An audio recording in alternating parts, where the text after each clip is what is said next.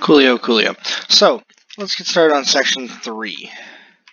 Reflection. It says when a wave strikes an object and bounces off, it's known as reflection. Most of us are used to this with light, hence mirrors existing. But all types of waves can be reflected, including sound, water, light, etc. Right? Every type of wave can be reflected. So, reflection, most of us are fairly familiar with. It's a wave bouncing off of something, but any type of wave can do it. So, for example, echoes. Echoes are an example using sound waves. So it says when a sound wave reflects off of an object and comes back, it's known as an echo. So bats and dolphins use echoes to find food and communicate with each other. So bats do it typically with very large ears, right? They make a screeching sound. It bounces off of hopefully bugs or prey of some kind, and they hunt that prey down. Fun fact: bats actually get thrown off, typically in cities, with lots of loud screeching noises, because it's hard to differentiate their screech from the loud noises. Dolphins also do something very similar, except dolphins, because hearing underwater is not the easiest thing, also have a fluid sac that helps check for vibrations in the water. So when they send out their screech, they are both listening and feeling the difference in pressure in the fluid in their cranium. So, in this picture it says melon and nasal sacs, but you get the idea. So, reflection, something we're fairly familiar with. Refraction, usually not as much. Most of us have seen this, but don't totally know how it works. So, refraction is the bending of a wave when it changes from one medium to another, or in other words, when it goes from one thing to another.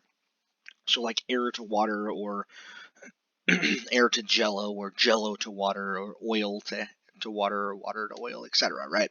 So when it's changing from one material or one medium to another, that's when we see refraction.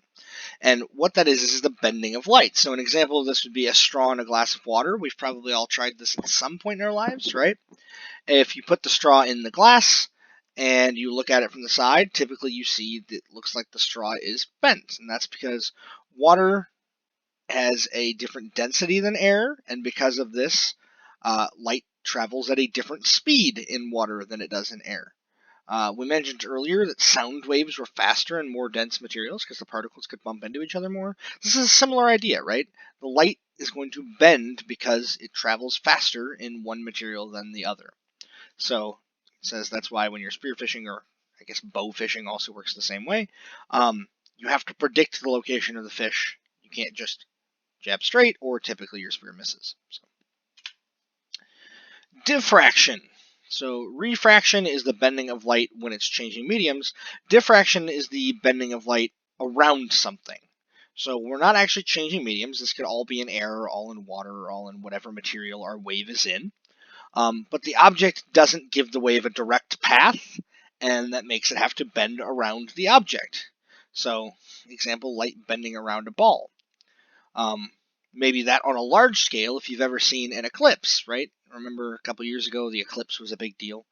Well, an eclipse, if the moon is blocking the sun, we still see some light eking out around the edges, and that's because light is diffracting around the moon towards us. Same thing works with smaller objects too, but that's maybe a large example we've all seen. So, knowing the difference. So it says, how are refraction and diffraction different from each other? Both are bending light, but the scenario changes, right? So refraction occurs when waves change direction as they change speed. In other words, they have to change direction by going through a new object, right? New material causes a different speed and a bending, whereas diffraction, they just have to bend around something, right? There's also some other things that can happen with light. Transmission would be light going straight through something like a window. Reflection, light bouncing off like a mirror. Refraction, again, bending when it changes mediums. Diffraction, bending to go around something, so it can also do that through a hole. Absorption, light being absorbed by something. So, for example, your skin, if you're getting sunburns, because you're absorbing the waves, which have energy, right? And that energy happens to be a little much for your skin, and it burns. Or there's scattering, so like a disco ball. I guess there's also some, reflection examples of that, but scattering could also be like light going into a prism and being separated into its wavelengths. So, More diffraction! I know, it's what we were all wanting, so I decided to deliver. Diffraction. So, when waves pass through a small opening, or, for example, a slit in a barrier, they diffract. They spread out, right? The wave is going to fan out, and this is how we get river deltas and things, but it's also a way of bending the wave. So it says the barrier causes the bending of the wave. Now to the fun stuff. Interference. So interference is the idea that when two waves bump, they're going to interact. And they're going to do this in one of two ways. We have two types of interference. The first is called constructive interference, and that is when wave A and wave B bump, they combine, right? Because both of them have a positive amplitude, an amplitude above the normal here. So wave A has an amplitude, wave B has an amplitude, and for a split second, when they're hitting each other, those amplitudes combine to make a bigger wave. And then they keep moving in their respective directions. So constructive interference would be an example of that. If we overlap two waves, we get a bigger wave. The two amplitudes literally just combine to make one amplitude or one wave with twice the amplitude. This is typically why we tend to put multiple speakers in cars, right? We want the sound to overlap from different directions and amplify itself. It's literally why amplifiers are used in music. They're literally just overlapping waves. But it says when two waves interfere with each other constructively, the two waves add together, and the amplitude of the wave is the combined amplitude of the two waves. Destructive interference is the opposite.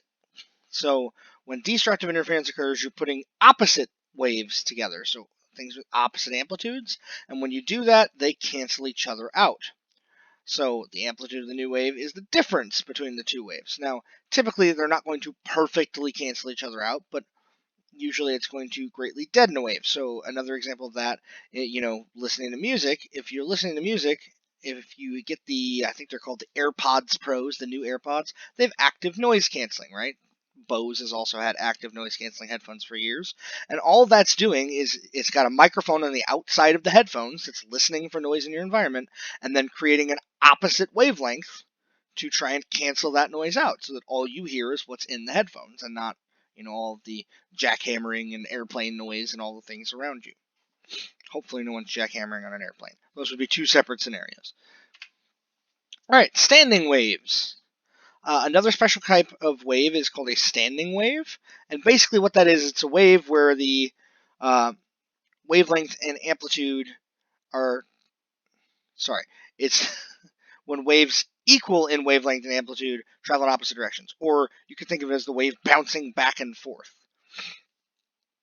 So they're constantly interfering with each other, and when they do, they create what's called a standing wave. It's a wave that's essentially staying in one spot with constant interference because you have amplitude and wavelength equal but passing each other constantly.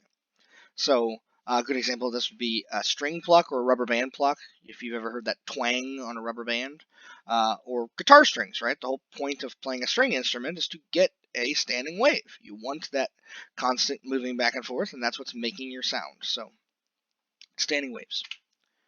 Resonance. Resonance is our final topic, and resonance is cool. So every object has a natural frequency. That is a frequency at which it absorbs energy. So when an object absorbs energy at its natural frequency, it's going to vibrate, right? That wave is creating energy going into that thing, and if the wave matches the frequency at which that thing gains energy, then that energy is imparted on the thing and it's going to vibrate. And that vibration is known as resonance. All right, so resonance is just a wave going into a thing, and if that thing matches the frequency of the wave, it vibrates. And we can do some cool things with that. For example, you can break glass with your voice. It's not easy to do. You have to find the same pitch as the glass. Pitch is the musical way of saying frequency, right? So musicians would say that's on the right pitch when really they're just saying it's matching frequencies. So if we can match the frequency of the glass or the pitch of the glass with our voice, then we can break it. Most of the time you have to do this really, really loud to put enough energy into the glass to break it. So if you look up on YouTube, glass breaking with voice. Some people can do it with just their voice. Some people have to use a speaker or an amplifier to put enough energy into the glass to actually break it. But you can do it. You sing loud enough at the right pitch, and the glass will start to vibrate and shatter itself apart. Last example. So it says all objects have natural frequencies, including man-made things. For example, bridges. So this means that buildings and bridges can shake apart at their natural frequencies, just like glass. So I don't remember what war it was, but I want to say World War One. It might have been older than that. It might have been farther back. But the British were in a war and actually happened to be marching across the bridge, and because all their soldiers were marching in perfect stride with each other, the bridge actually vibrated apart and dumped a bunch of soldiers into the water, and it wasn't good. So modern soldiers learned from this, and soldiers are now taught to break stride and march out of frequency with each other when crossing bridges, so that can't happen. So only happened once. Bridge shook apart and soldiers fell in, but lesson learned. You can also look that one up if you want. I don't know what war it was. Maybe you could comment down below. Thank you. I appreciate it, guys. Good luck with the rest of your homework and have a good week.